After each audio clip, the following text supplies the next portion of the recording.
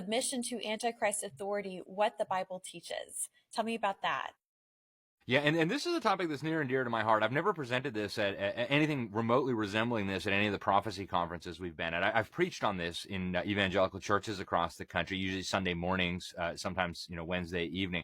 But the Bible speaks a lot about government, and American Christians have totally lost sight of this. When I tell people that the Bible has more to say about government than it does about heaven, they're like, what? Because the pastors never talk about this anymore. And so we're entering a time, and if COVID didn't make that clear, I don't know what will, but we're entering a time now where Christians are going to have to be discerning. We can no longer just blindly obey whatever somebody in political office says. Christians in Nazi Germany figured that out the hard way. You keep obeying and obeying and obeying, and eventually you end up with a catastrophe where Jews are being put into ovens. So we must take a biblical view here. And what's so remarkable to me is that the Bible, all the way back to like the beginning of Exodus, right, all the way through the scriptures, you have incredible examples of God's people saying, no, we're not going to do that, right? You look at Pharaoh commanding the Hebrew midwives to kill all the Hebrew baby boys, and the midwives obeyed God. They said, no, we're not going to do that. We're not going to kill the baby boys. They actually lied to Pharaoh. And then it says God dealt well with them. And you've got Daniel, and you've got Shadrach, Meshach, and Abednego. You've even got Paul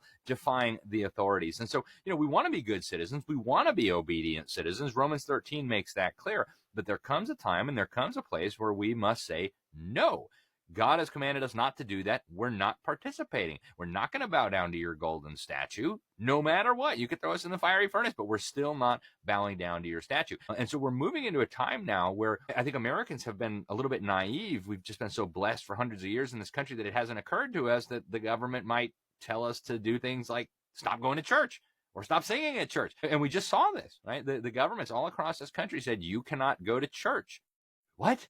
Right. I mean, go read Hebrews. We're commanded to not forsake meeting together with the brethren. So government is not God. Our first duty, our first allegiance needs to be to God. And so we're going to explore in depth what the Word of God says about this. And as we head into potentially disturbing times, I think Christians are really going to have to be discerning. And again, we want to obey. We want to be the best possible citizens that we could possibly be. But there comes a time, put the Jews in the oven, kill this baby, stop going to church, where we must say, no, I'm not going to do that. Yeah.